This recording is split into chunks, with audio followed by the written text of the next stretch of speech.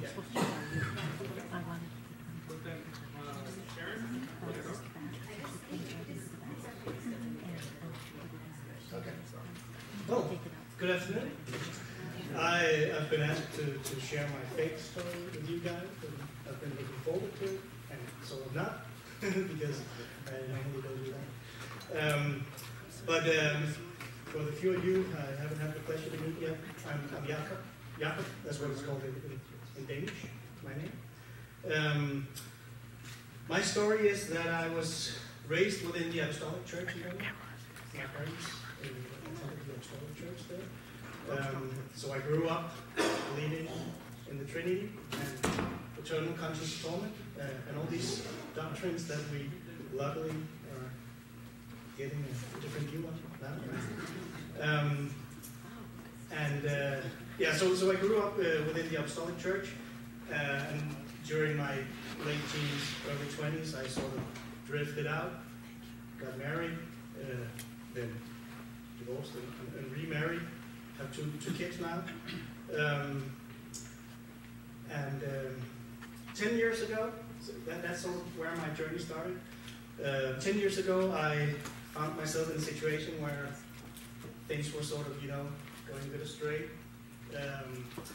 And I needed to do something about it, so I started seeking God, the God that I knew as a child. I started to seek Him again.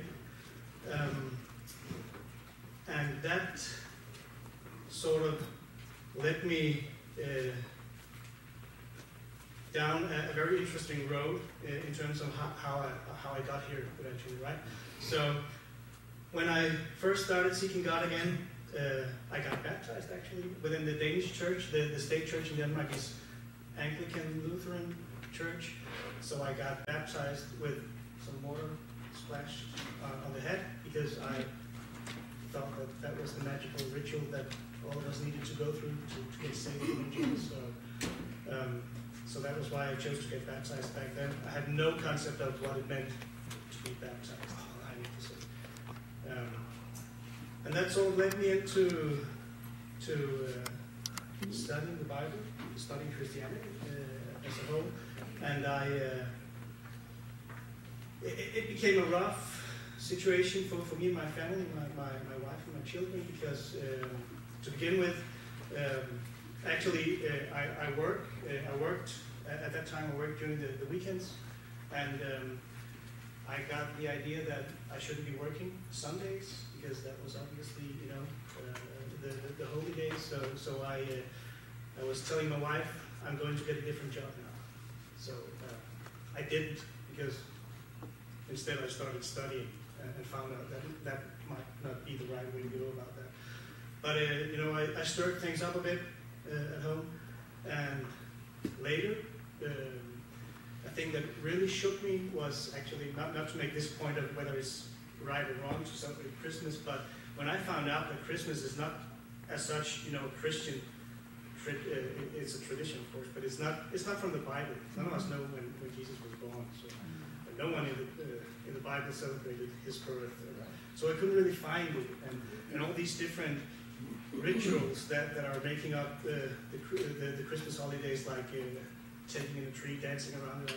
I don't know if you do that here, but we do that in Europe, right? I couldn't really find the biblical basis for doing these things, so I got extremely disillusioned about the whole thing. Actually, to the point where I was really upset with my parents for teaching me these things because they weren't biblical. So I told my wife and my children, this is it. We don't celebrate Christmas anymore. So we need to start doing that. So I started shaking things up a bit. So it was a rough ride. And I need to say, I have no problem celebrating Christmas in the sense that it's a nice time, spent with family. And so I just don't put into it the things that I did earlier. But it's nice. It is a good holiday. So the point being that this journey started by really shaking up a lot of basic things for me. And then within not too long, I got in contact via a website with an ex-Jehovah's Witness, who had written some articles about the Trinity and how it's not a biblical doctrine. So he sort of showed me how this is, not found in the Bible. And at that point, I believed in the triune God, and I believed that we were going to hell if we didn't do what God wanted us to. So he sort of challenged that. And for a lot of years after that, I had a problem, finding out where to put Jesus in all of this, because I understood he wasn't God. He wasn't human, that's for sure. Of course, he couldn't be human.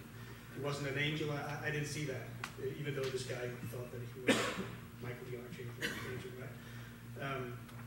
So for a lot of years, I just read my Bible, studied, and then a couple of years ago in 2016, I came across one of Sid Hatch's videos, right?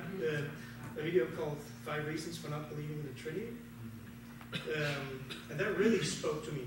And luckily, in the related video feed we get on the YouTube thing, I found one of Anthony's videos.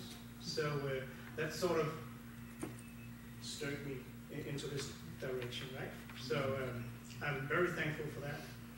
And I don't remember the date exactly, but I remember the feeling, the sensation I got the day that it sort of snapped in my head, not snapped in my head, but when I found out that Jesus was a human being, it gave me a completely different perspective on everything.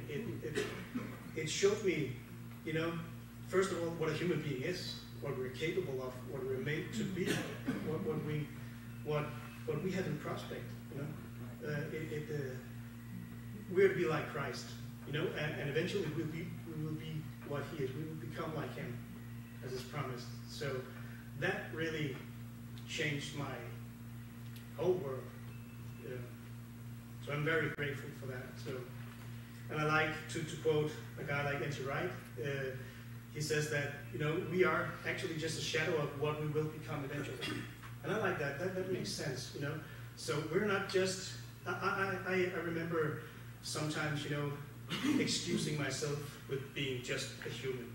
I'm just human, so whatever, what can I do, right? But I sort of changed my view on that. Luckily, we're human beings, right? It's a good thing. We're blessed that we're actually human beings. So that's a good thing, right? And the other thing that really changed my view on a lot of things was the coming kingdom, of course. Realizing that we are not just floating out as a disembodied soul somewhere, or going to hell, or whatever, that the kingdom is actually a physical reality. And that was something that I really struggled with grasping, And actually for a long time, just outside my door, there's a tree, and for a long period of time, I made it a habit every morning that I went out, I just knocked on the tree just to remind myself of the physicality of the coming kingdom.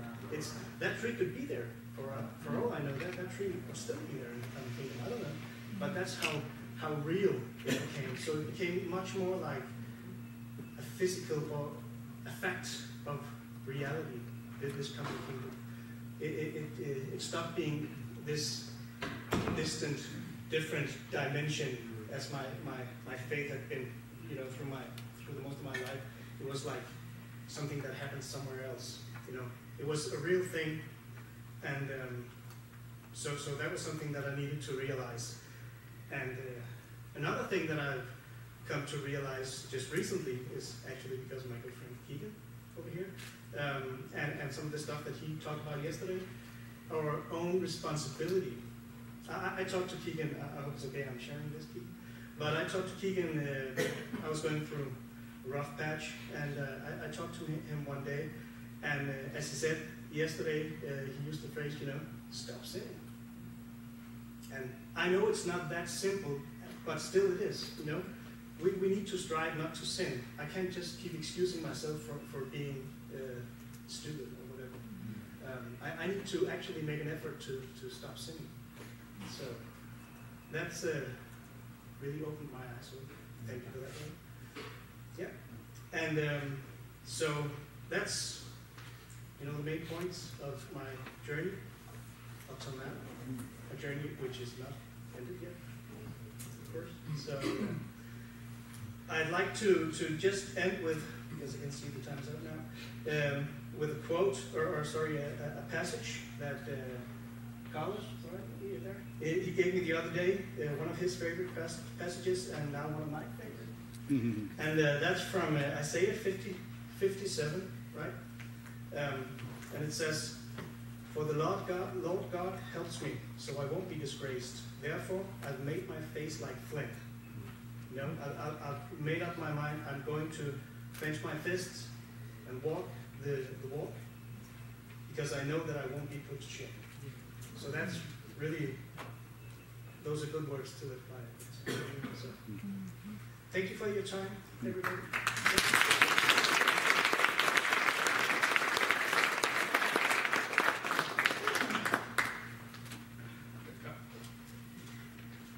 Thank you, Jakob. We have Mr. Dwight Anderson, please. Come on down.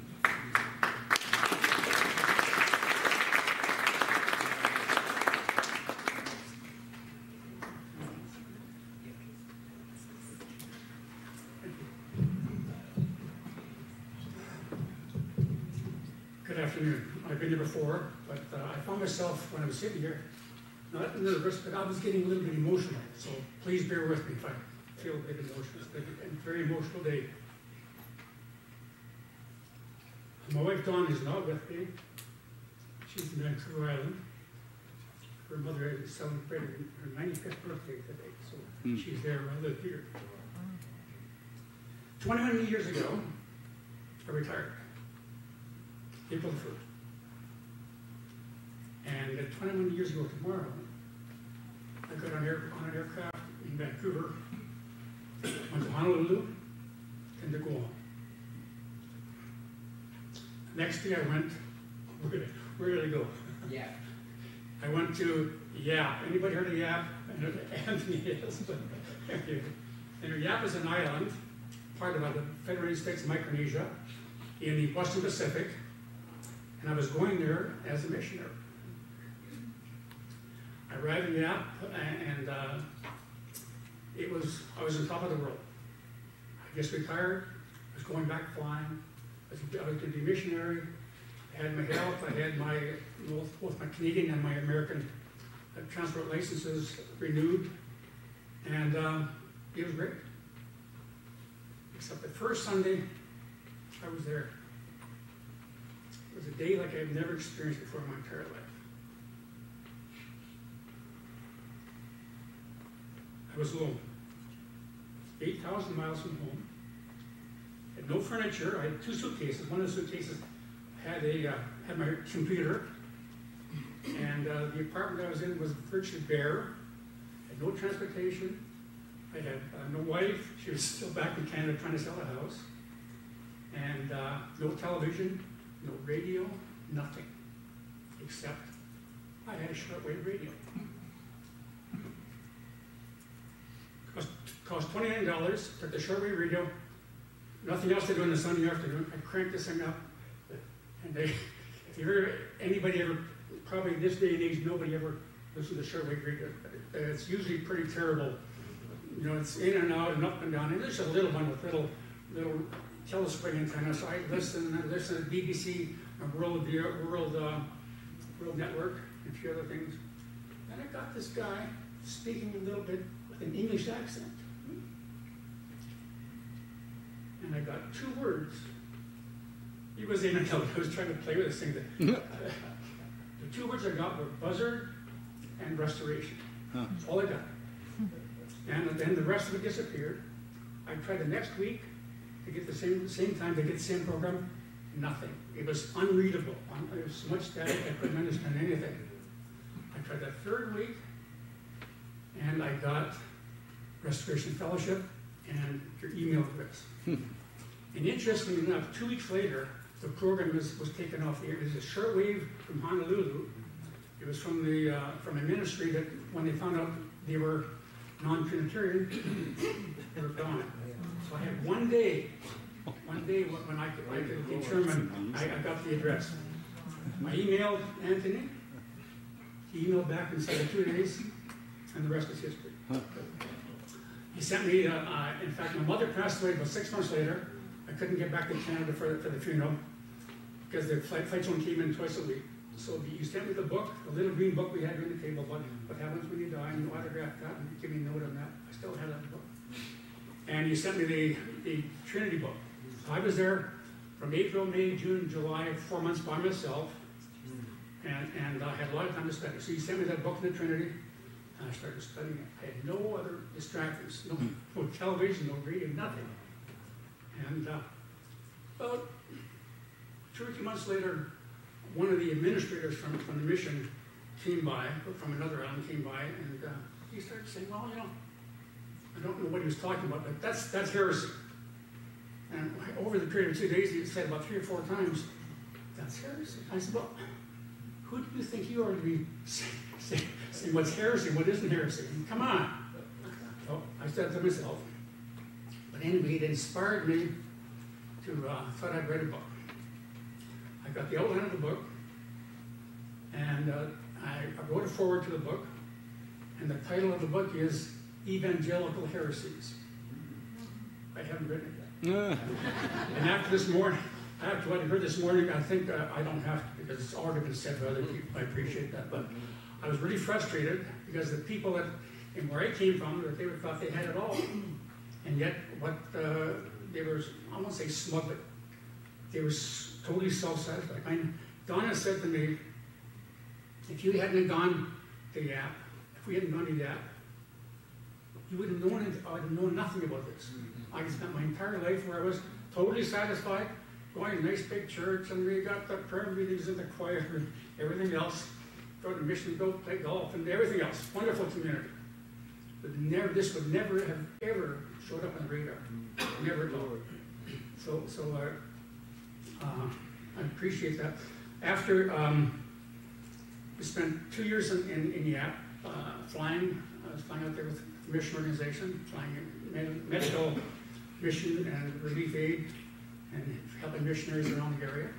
Then I went to Saipan, flew with Northwest Airlines for 2 years, and then I went to Japan. And all the time, all I could do was, the only communication I had was the occasional email, and every month I'd look to focus on the kingdom. I'd be waiting for that to show up every month so I could read that. And that was my only connection I had with the organization. 13 years ago, we had enough of Korea, which is a lovely country, by the way. We moved to Panama. My first time I got to come here for a conference was at the other facility, and we came from Panama. And I've been here, this is my first time in this unit, but 4th or 5th time here. And Donna's come with me. And so that's the reason we're here. But the amazing thing, so you've changed my life. You've changed my theology, you've changed everything. But I read the Bible in a totally different way. Didn't have any sense at all of that I was missing anything 20 years ago. Didn't have any idea at all that I was missing a thing. And yet it's all been changed, all been transformed. So Sir Anthony is my mentor, and I really appreciate him and his ministry and the whole ministry. But it comes down to this thing, and I'm almost finished. Not only was it had to be in the app, but it had to be one day. In a 15-minute window. One day.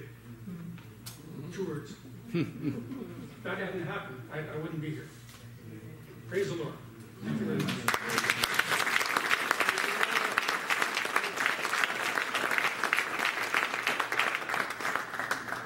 Sharon, are you ready? Miss Sharon Bliss. Thank you, Dwight. Am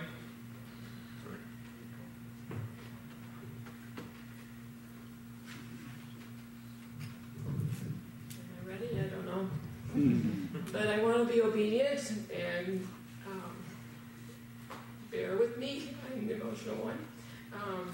But many times God promises, and He's been speaking to me for a while.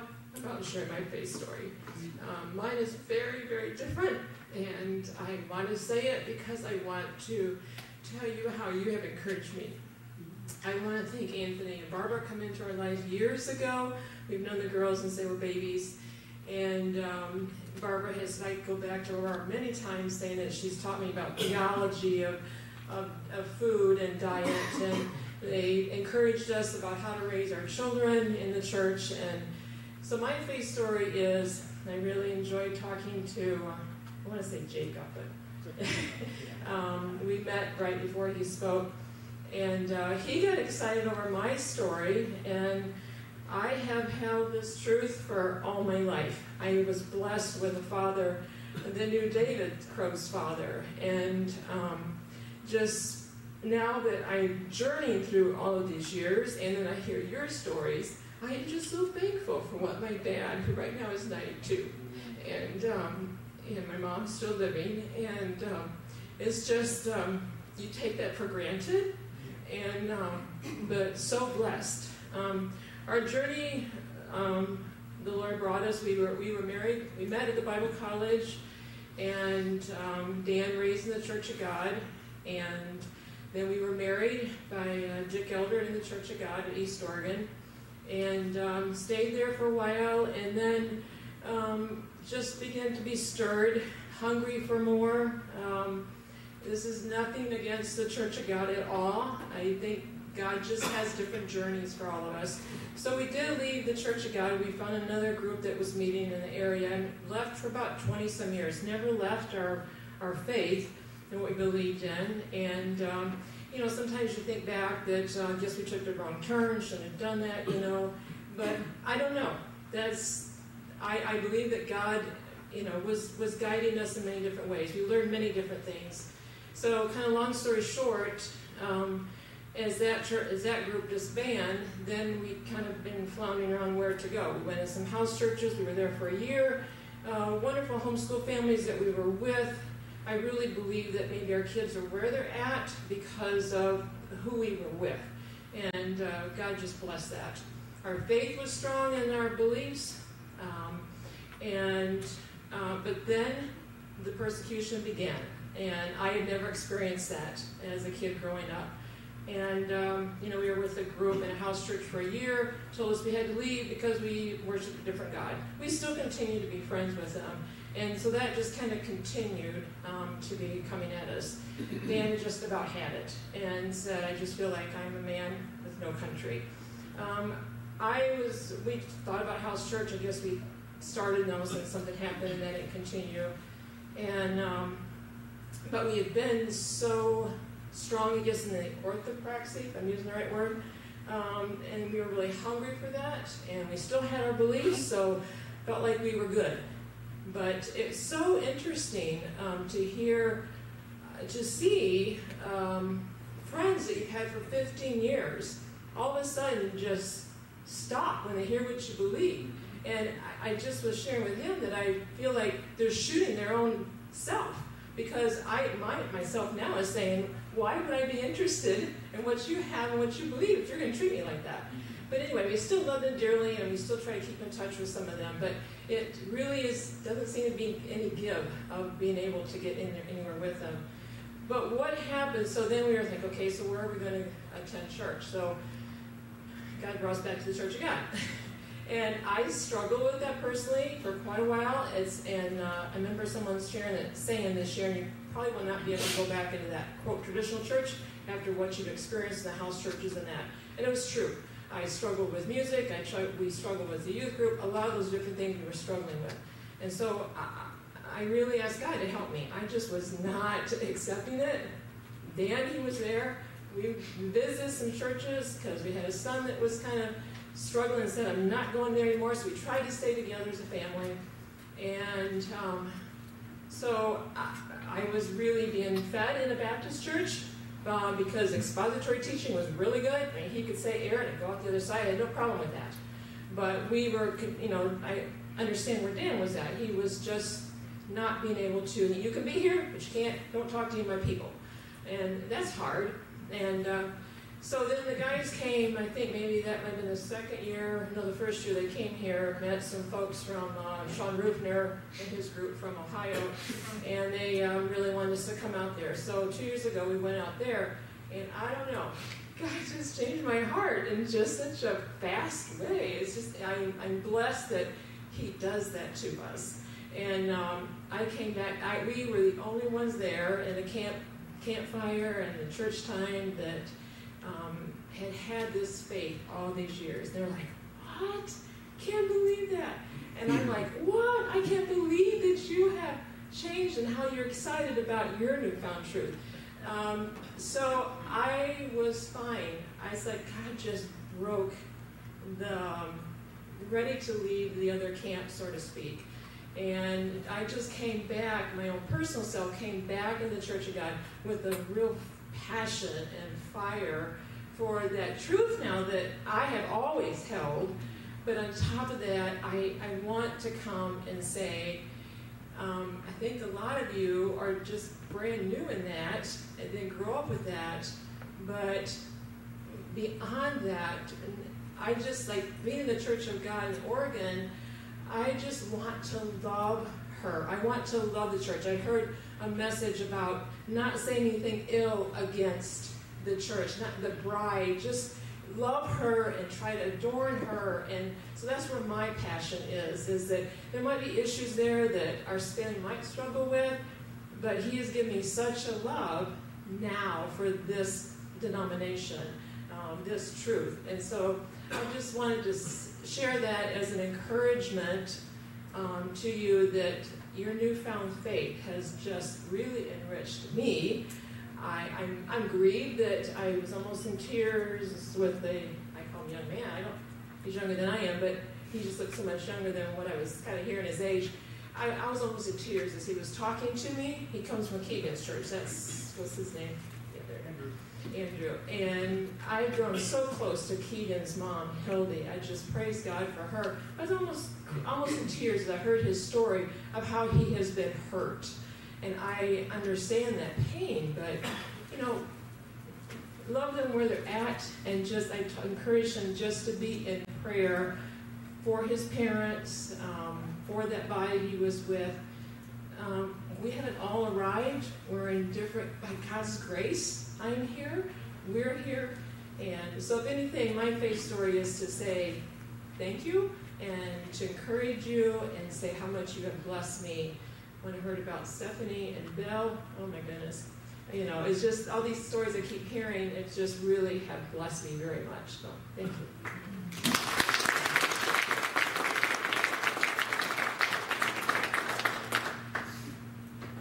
All right, Dr. Jesse Akuf.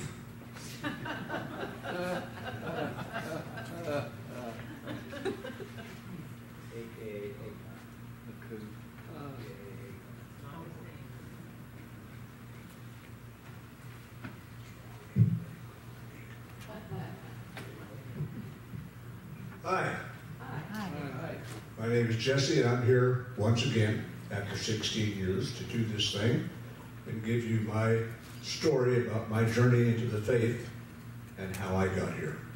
Okay, but let me set you up. Let's go back 16 years. Came down here unannounced, unregistered to my first conference. All right, had no idea what was going on. Pretty naive about the proceedings and everything. So Anthony asked me to do a faith story. I said, okay. So I mounted the stage, started, kept going. Anthony was standing down to my right-hand side, and I kept glancing over there, and he was doing this. I kept on going. Pretty soon I was getting this. So I wasn't aware that I was only supposed to speak 10 minutes. So anyway, grew up in the First Christian Church, Disciples of Christ, which was the liberal branch of the Disciples of Christ started by Alexander Campbell. Didn't think I'd gotten much out of what Christianity was all about in all my 18 years that I attended that church. So I graduated from high school, joined the Navy, spent 4 years in the Navy, started getting away from my Christian upbringing. Got out of the Navy, came home, started college, got kicked out. Partied too much. So I went on academic probation. And they told us, if you don't bring new raise out the next quarter, you're out of here. So I was out of there. Went to St. Louis, Missouri, started to work at McDonnell Aircraft Corporation. Wanted to go back to college, so I didn't like that job very much. Couldn't stand the heat, the traffic, and all that. So I quit, joined the Air Force, got stationed at Smyrna, Tennessee. Now, it was while I was at Smyrna, Tennessee, driving back home one night, back to the base one night, that I came across this booming voice, "The world tomorrow." Okay, bought into it, got into the worldwide, and I was so dumb that I spent 17 years in the worldwide, and then another 14 years in an offshoot of the worldwide before it finally sank into me what was going on. When I started studying and researching on my own, I began to find out that some of the doctrines, or most of the doctrines they taught, were erroneous. They didn't fit. And so when I was attending the congregation in Fargo, North Dakota, I got disfellowshipped because they tagged me as a rebel right away because I didn't agree with everything they said. I didn't know what was going on. I know God was calling me, and I was too dumb to see it. So I found out 3 years later that I'd been disfellowshipped. So I moved to Colorado. Garner Ted Armstrong came up there, started a congregation with the Church of God International. So I got into that. Spent 17 years in that, beating myself up. And, you know, they thought I was a rebel too because I wasn't agreeing with everybody. And it finally got to the point where when I would talk to my pastor and everything, he accused me of heresy. And it was a thing like, you can come to our Bible studies. You can do that. We'll gladly accept you there, but keep your mouth shut. Don't talk about the holy days or clean and unclean meats or any of that stuff, because you don't agree. We don't agree with you anymore. Anyway,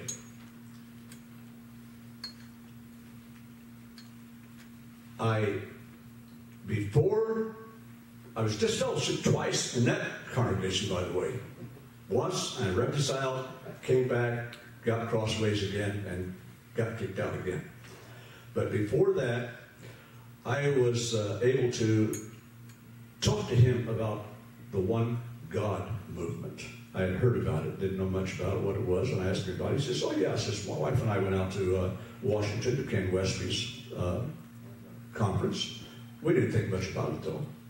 I said, "Okay," so I got in touch with Ken Westby. Ken Westby put me on Anthony's website, right?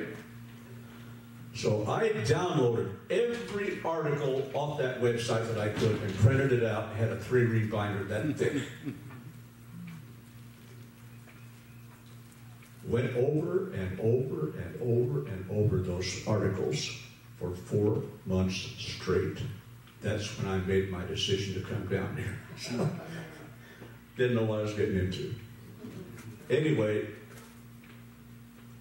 one verse stands out that I had probably read over 100 times, and it just never clicked. John 17:3. Amen. I thank you, Father, that you are the only true God. And I'm saying, duh. It just suddenly clicked. And so I made my decision. I came down here. I bought into this church and these doctrines, hook, line, and sinker, just like I did with Armstrong. The difference is, I was freed. The truth will make you free. I was freed. I'm still free. I'm a countdown Christian. I started with 3. Then I went to 2, Benitarian, Armstrongism, and now I'm down to 1. Stop! Okay. So I can only go, I can go lower. I can go down to 0, but I'm not about to do that. I'm hooked on this. Folks, I'm hooked on this. I love it. So I would like to reiterate what Elaine said the other day. I don't care who you are. I don't care what situation you are in. I don't care what you're going through. You need to grab onto this and persevere. And you need to be like Winston Churchill. And this is what Elaine was talking about. He was supposed to do a speech one time, and all these reporters were around. And they were expecting him to get up and give this grand oration about maybe the war, whatever it was, or our struggles in the war. So when it came time for him to speak, he got up, flashed the V sign, and said, never, never give up. Turned around and sat back down. That's what I'm trying to say to you here. Never give up, no matter what. No matter what you go through, or where you are, or who you are. Never, ever give up. Because if you don't, God is going to reward you.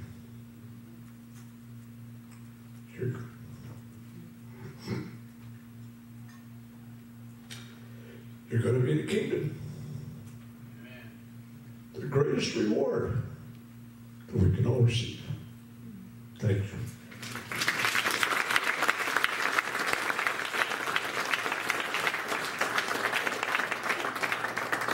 Thank you, everybody. We have time for one more 10-minute. Ken, do you want to share with us? We have Ken LaProche.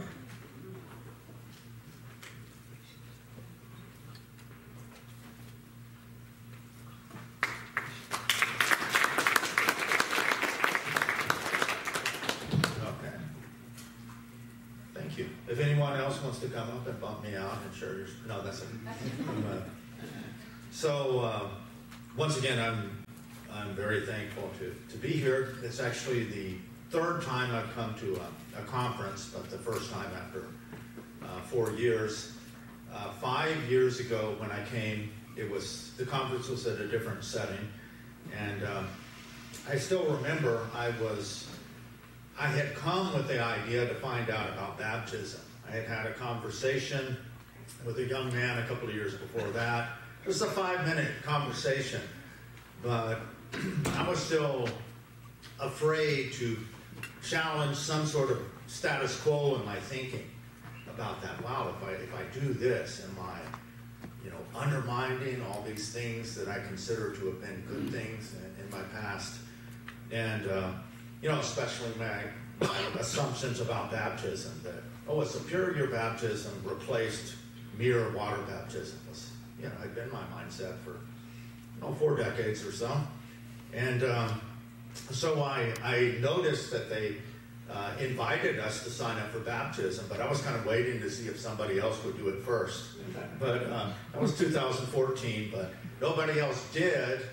And I didn't know anybody personally there. I recognized Anthony from website information and stuff like that.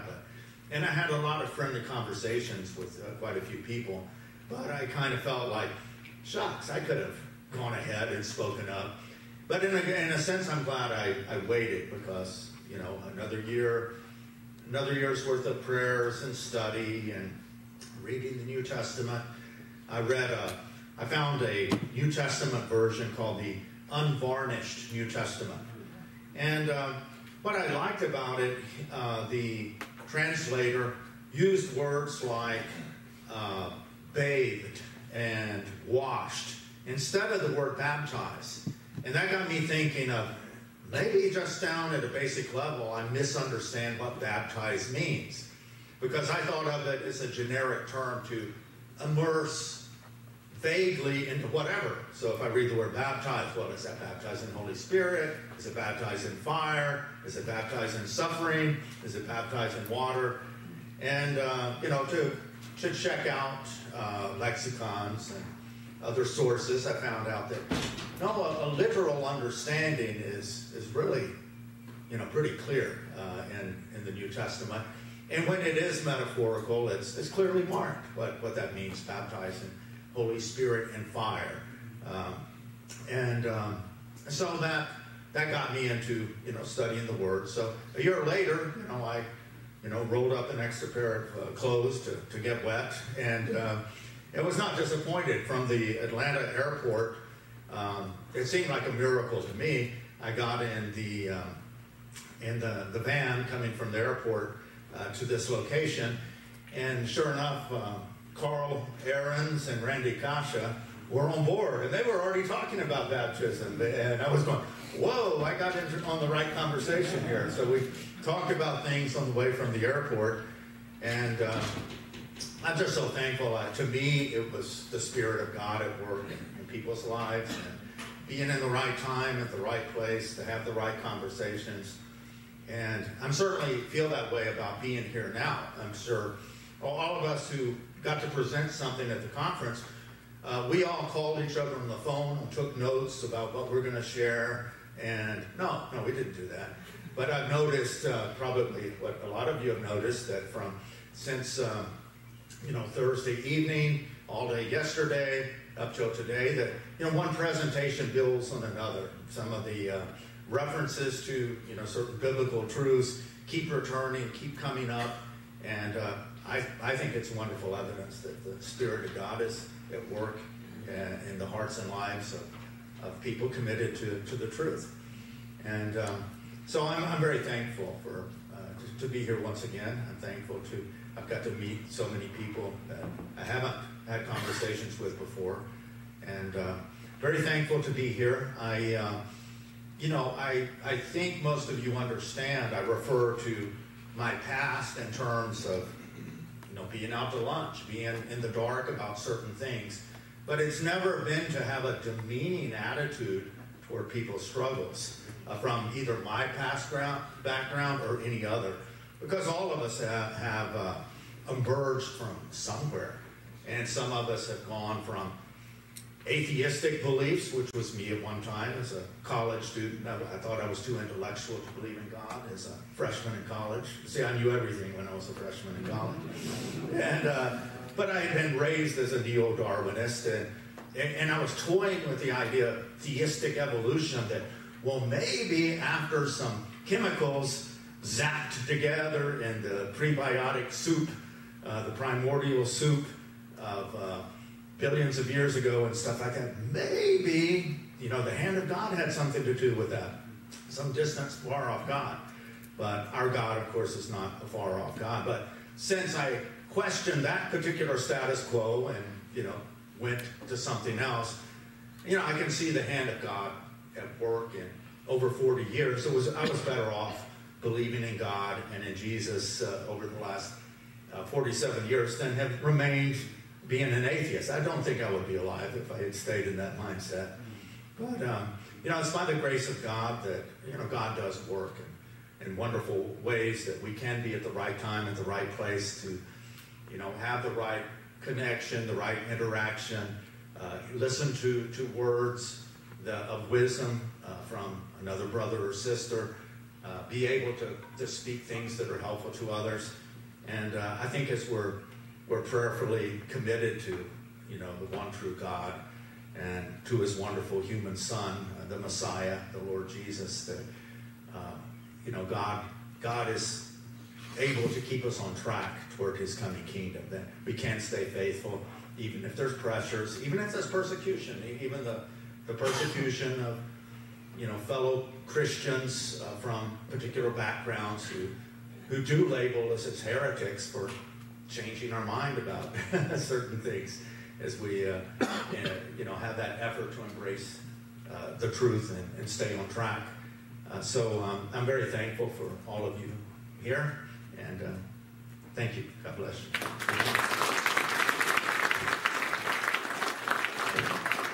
Thank you. A quick stretch before the next one. Thanks. Test. Can you hear me? Test. Check.